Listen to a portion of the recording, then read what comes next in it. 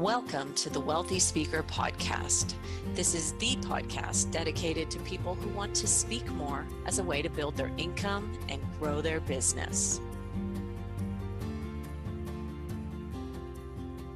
Well, welcome everyone to the Wealthy Speaker Show. Today we are talking about the ROI of LOL, adding humor to your presentations. And we've got our special guest, June Cline, with us today. Welcome, Ms. June.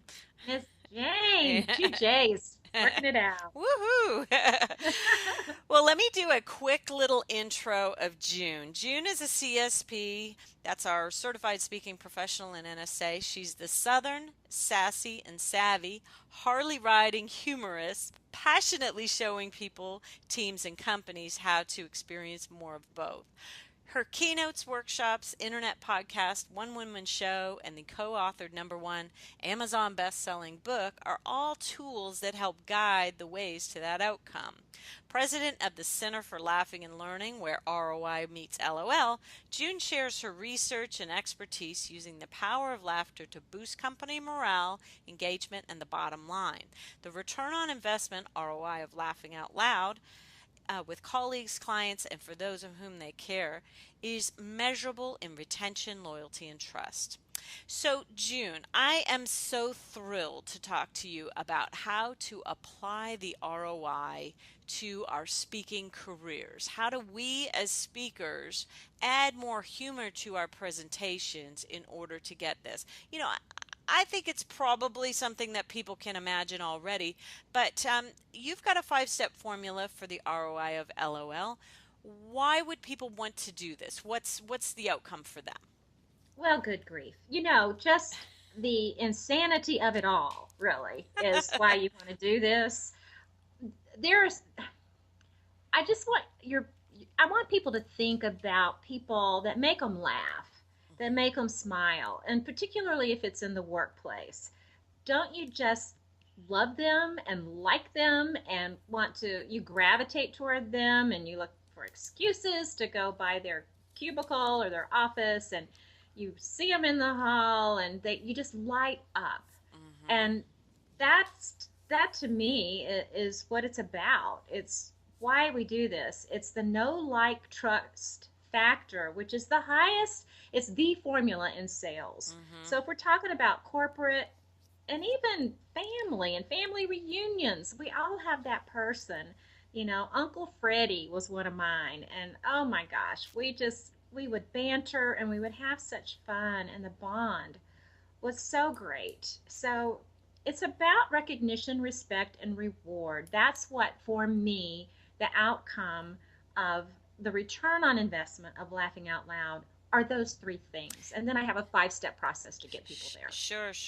So, and the reward is that what we have seen in the speaking industry over the past, my 25 years, is that people who have been consistently booked are the people who have humor in their programs. Yes, there are some people who would probably fall outside of this category, but there is just no downside to adding humor, is there? Well, that's a pretty big statement. If it's got to be appropriate Yes. humor. I guess if it's So bad humor, then it probably would be a bad. you don't hear from them much anymore. Maybe solid. And Maybe we should caveat it with a solid humor, good humor, the right kind of humor. and even that can be controversial and still be okay. You've just got to know your audience, and you've got to know it's. Oh, I love Stephen R. Covey. It's the emotional bank account. And I talk about that in several of my articles and different things. Sometimes we don't have enough in the emotional bank account for that joke or that whatever they're trying to make funny to work. Right. And they say, well, Covey said for every negative, it took 20 positives to offset that one negative. I just heard a speaker say the other day, gosh, I wish I could remember her name, and she said it's up to 87 times of a positive input interaction now before you get back to neutral. So that's pretty scary, Okay. really. All right. Okay. Fair enough. That's a very good balancer there. So let's make sure that we add the right kinds of humor so we don't have to work our way back to neutral. Yeah. So, okay, 5 steps. Let's start with step number 1. What might that be?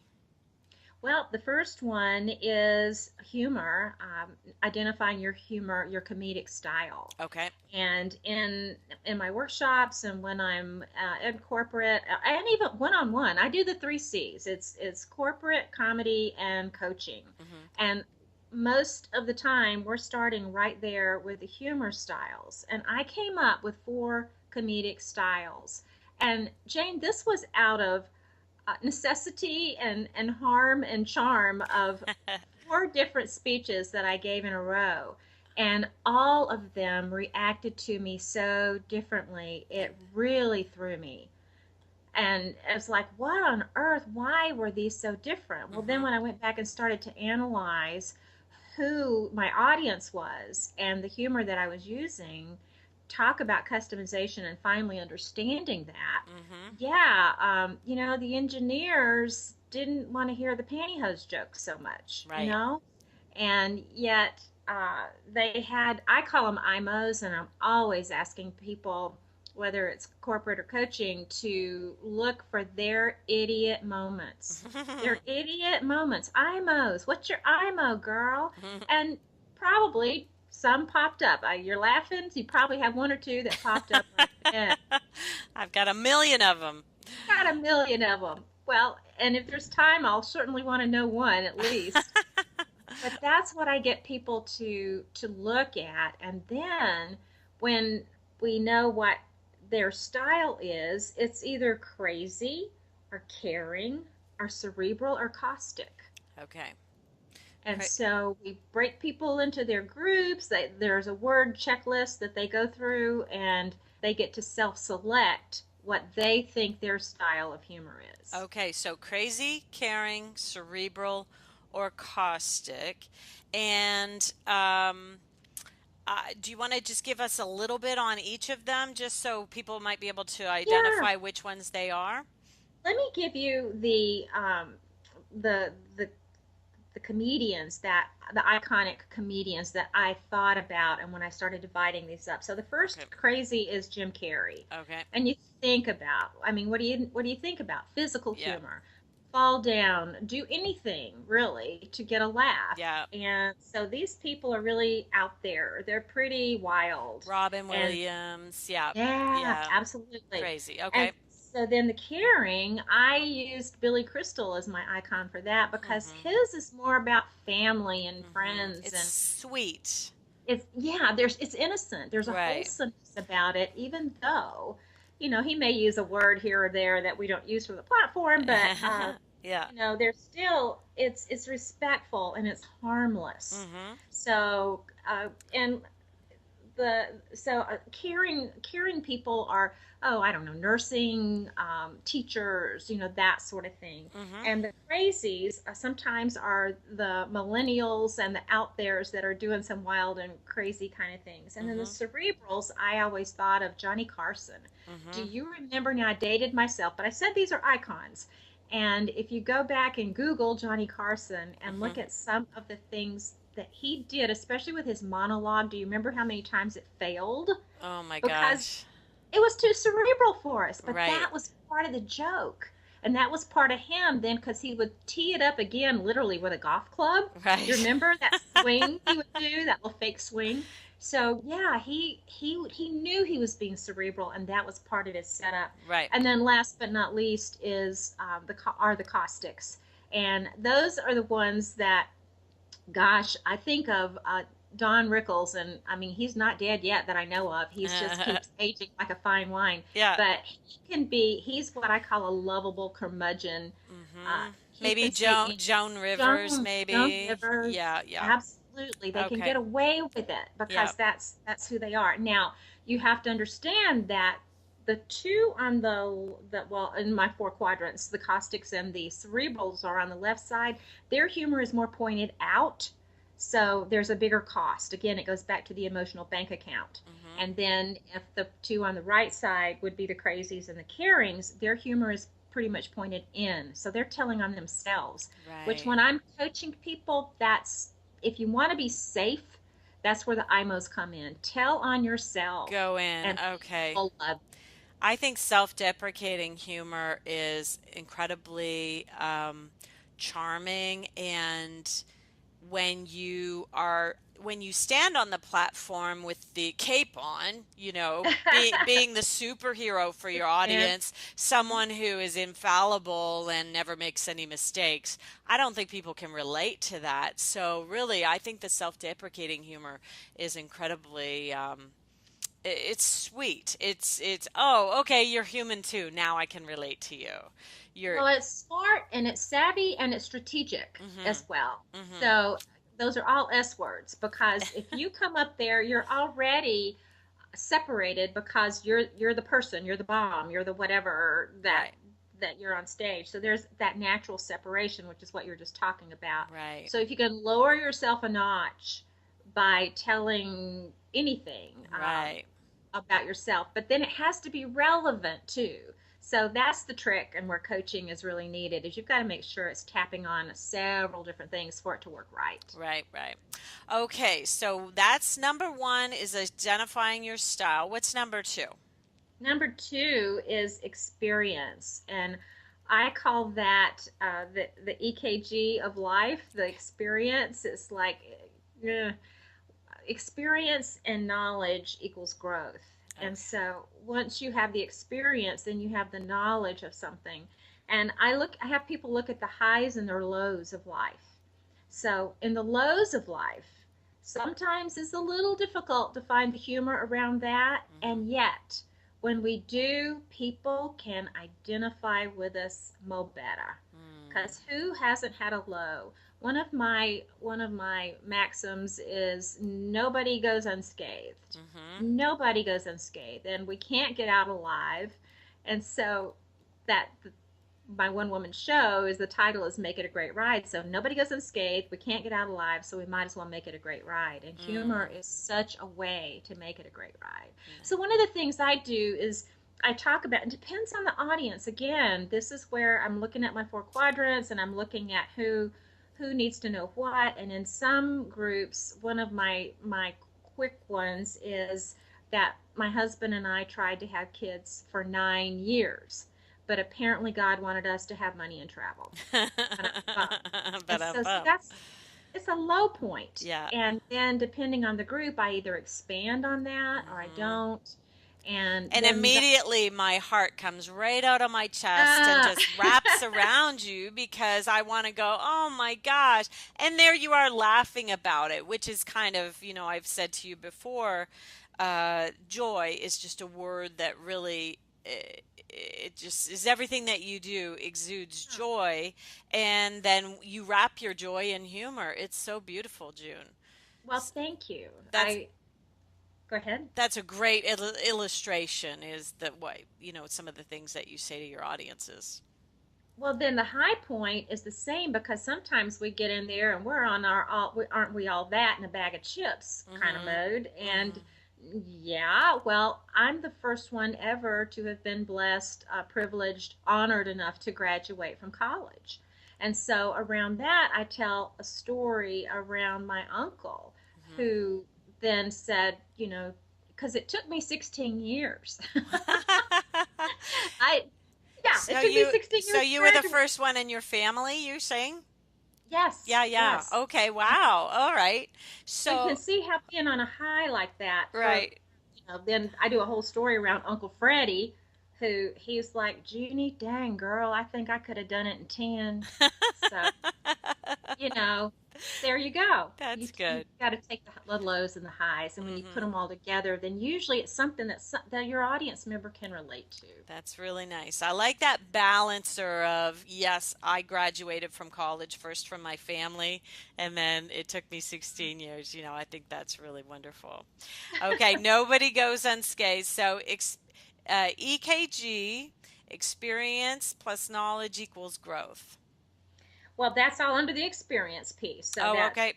humor and experience. Boom, that's it. And All so right. for the next one is action. All right. And that is, I give a whole list, which I don't have today. I won't give them all today, but it's what are you willing to do? What action are you willing to take? Now, the crazies, they will wear anything on their head and they're okay with that. But the Mm-hmm. cerebrals and the caustics, not so much. And yet, when we look at physical humor, I think always of Seinfeld and Julie Louis Dreyfus, who Mm-hmm. is just her body language. You can study just her, Mm-hmm. and they say that when you lift your hands up in a joke, then the L shape that you make with your elbow, that is indicating laughter and fun and who knows? But the physicalness of it, what are you willing to do?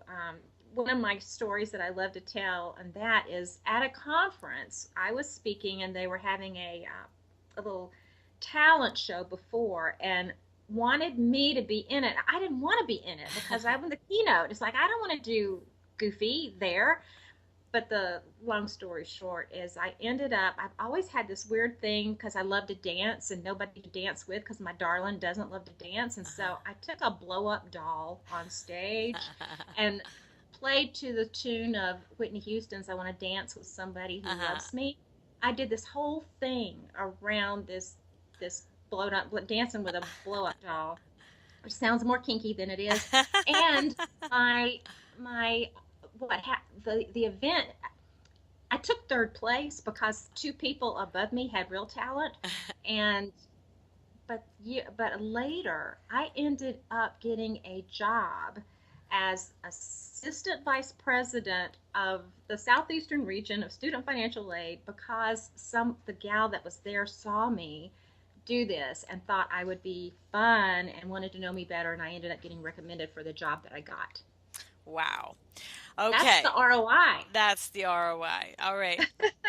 I like it. I like it. What action are you willing to take? How far are you willing to go for your humor? And I suspect that you, as a humor person, have studied humor from a lot of different sources. Where do you go to find your inspiration? Who Oh, I inspires love. who inspires you? Well, let me say, just studying. I really love to study it, and the um, the Robin Williams, the Joan Rivers, the icons that I just mentioned. Those I'm always looking and listening, Hmm. and especially in the news and different things, I hear things that I'm like, oh no, you didn't. Oh no, you didn't just do that because it's pointed out, and then they don't understand. There's so much that I see. I will tell you, I was traumatized by taking an improv class, and that may be too long a story to tell here, but I kept passing this church billboard that said Wednesday night, the 19th, 7 o'clock, sanctuary improv class. And I thought, how cool that this church is going to do that. I'm going to do that. So I failed to sign up. I showed up, went in, and there were just a handful of people in there, and I knew I needed to sit on the front row. Well, the pastor came in and said, let's start with prayer. And I thought, bowing my head, how nice that the pastor is going to pray over this improv class. And long story short, nobody signed up for improv. It was canceled that night. So easiest thing for me to do was to join the church. And What were you there for? was there for improv. No, but what were they having? Oh, it was Wednesday night church service. Oh, that's funny. Nobody came, so they took the sanctuary back. It was Oh, it was that's it was funny. stupid. Yeah, it was crazy. That's funny. So I study, I look, I listen. It is it's a a compassion, not compassion. What's the word? Compulsion, Hmm. compulsion with me. I just love it. Listen, learn. I think every morning on CBS this morning, they often will bring Conan or Seth or one of the people on late night, and they'll, Yes. produce a joke that's about ongoing news. And I just feel like it's just such a study in comedic timing. And there's a lot of people who are doing it today who really just have these things so down. And they have to go out and do it every single night. It's incredible. And that's, of course, what you as speakers do as well. Okay, let's move on. What number are we on now? We're on four, Number which four. is All right. resiliency. All right. And that is the ability to get back up one more time. It's the low points, just those really crazy points. We talked about them, and we can laugh about some, but also there are those that it's just pretty painful. And I believe until we can laugh about it, you really have not let it go. Oh my gosh. That's so funny. I had the idiot, well, it wasn't my idiot moment, but my dog got sprayed by a skunk. And Ah, at our friend's brand new, very, ah, very, very, very expensive backyard pool enclosure. ah. And as we're washing Molly for the third or fourth time, my husband says to me, you know, we're gonna laugh about this someday. And I said, yeah, but not today. It was going to take a while because the whole scenario was a little bit upsetting. The skunk did not make it. Anyway, so Oh, I know exactly what you're talking about. That, of course, is not a low low, but but Jane, that's perfect. I mean, I really want you to get that you're laughing about it now. I mean, it's already, well, how many cans of tomato juice did it take on the poor animal? yeah. Which doesn't work, by the way, because No, we've had it's thing there's happen. there's a new thing. But anyway, it was I totally get where you're coming from, and in the moment, I'm sure someone like you, even in the throes of something very difficult, you're thinking to yourself, I am going to laugh about this someday. This is going Uh, to make a good story from the platform. You know, if I was driving down the road and started to get into an accident, that's probably what would go in my on in my mind is I'm going to write about this someday. So, you know, make mm. sure you're documenting how this goes down. Well, and it's funny you mentioned that one. I still remember this time that I was so almost in a bad wreck, and I can tell you that my first thought was not that. It was that word that we go, oh, Mm. that's what came to my brain. So I'm thought, is that really how I'm going to die? With that being the last word that's on my. See, it came out of you naturally, instinctually. You were actually making fun of it, the situation, even though you thought you were going to die. That wasn't on your motorcycle, was it? No, but let me Okay. tell you, I do have a quick one to tell you about that. Okay. I do have a quick one to tell you about that. I was on my motorcycle, and we were in Arizona where I lived and learned to ride, and it was 114. And friends, when we stopped by Tonto National Park, and we were splitting off, going different ways, and I got locked in a outhouse. I honest to now see you're laughing. I thought I was going to die. And I seriously, honestly, Jane, I thought I was going to die because my friends had, they were going to go on, and I'm banging on this door. The heat from the metal, once I got in and turned the lock, it wasn't happening. Oh Do you my know there is gosh. like a 2-inch window inside there Oh that, my honest to God, you're gosh. gonna die from just being in there, period. But Yeah. honest to God, I thought humorist dies in outhouse. Seriously, really? That's how you're gonna go? So I need to quit asking myself. So resiliency, at least that's what it is All right, resiliency. get back up. Now, we touched on something a second ago I want to circle back to. You didn't say the word SHIT, and Mm, that is for a reason in our world, in the corporate stratosphere. We really don't swear that much. mhm. Now, there are speakers out there who do swear, and they're very known for that, and I think their clients are warned ahead. I think it's Gary Vanderchuck is one of them.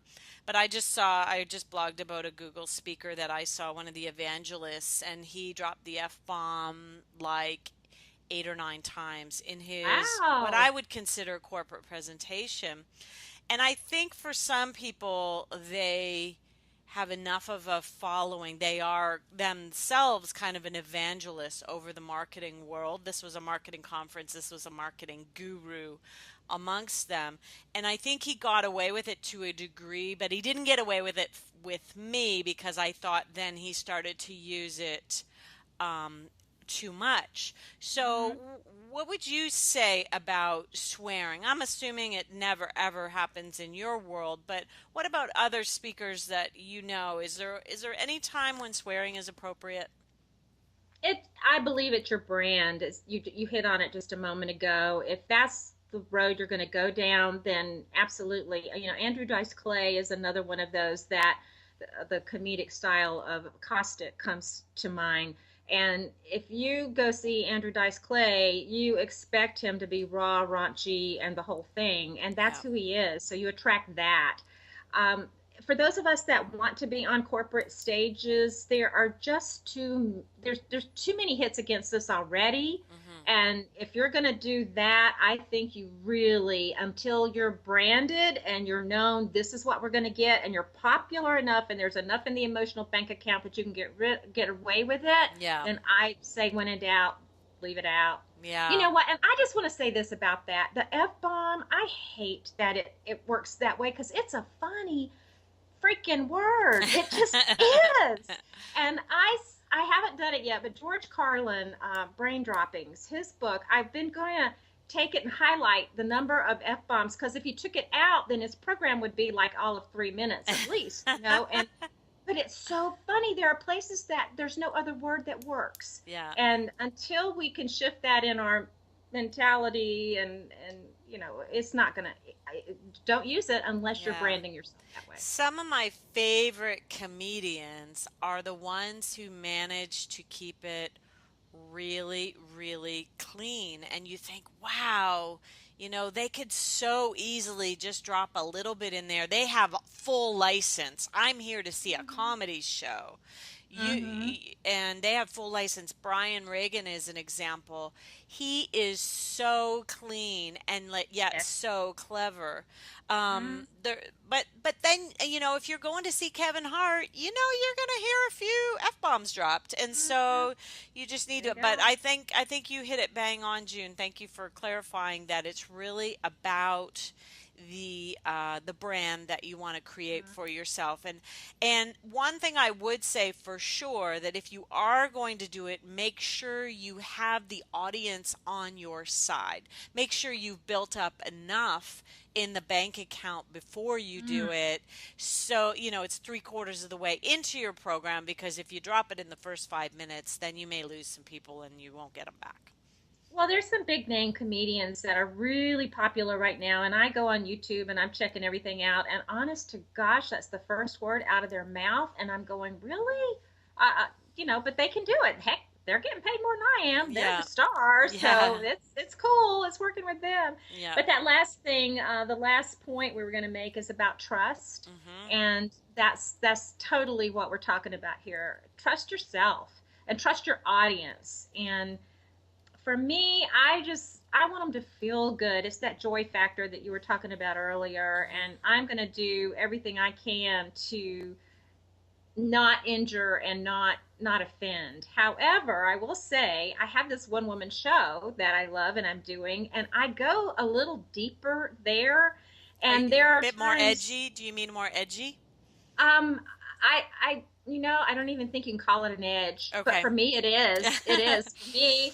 And yet, there's one part where I talk about being the bitch, and it's like the B word, and I cringe every time I say it, but it's in dog terms. I talk about this whole thing around coming back to my ex-husband and the dog, and it's like, so who's this bitch, Dad? I mean, that's it's just boom, it's there, and It's the I dog. almost It's the dog speaking. dog language. So Yeah, it's the dog actually, language. because of the way you set it up, it's Yeah, the dog's language. it's It's not still your it's okay. not your sweet language, June. It's the dog speaking. It's So the I dog. think that's perfectly acceptable anyway. And yet, if that is a clip that a corporate person picks up, that will cost me. I Mhm. promise you.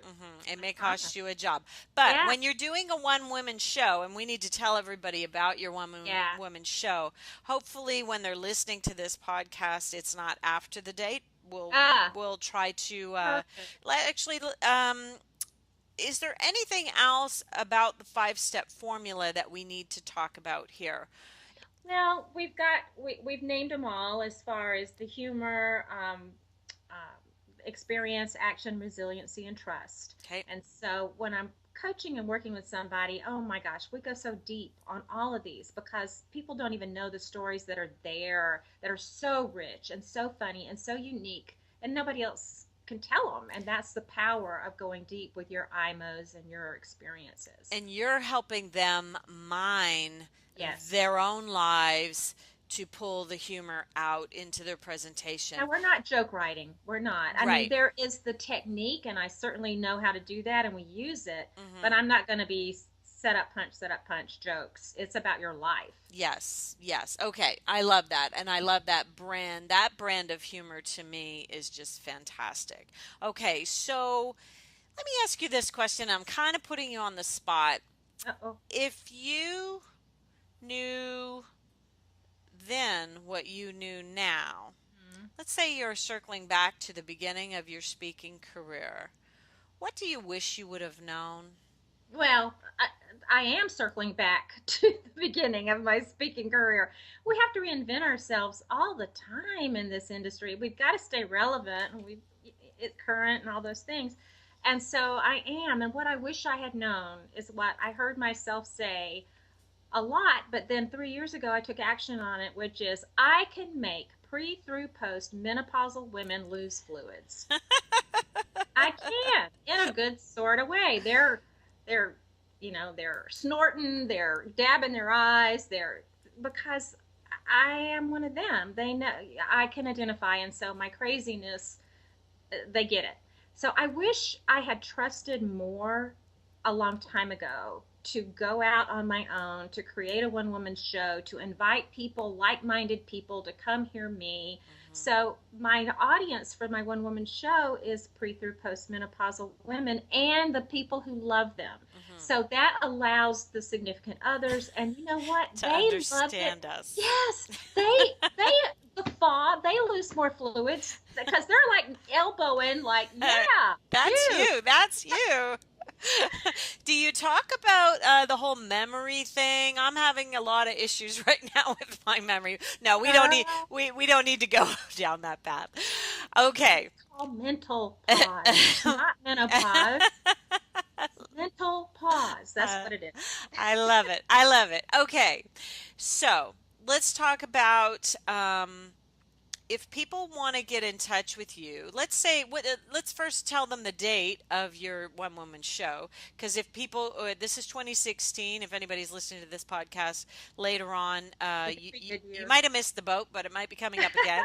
What's the date in July?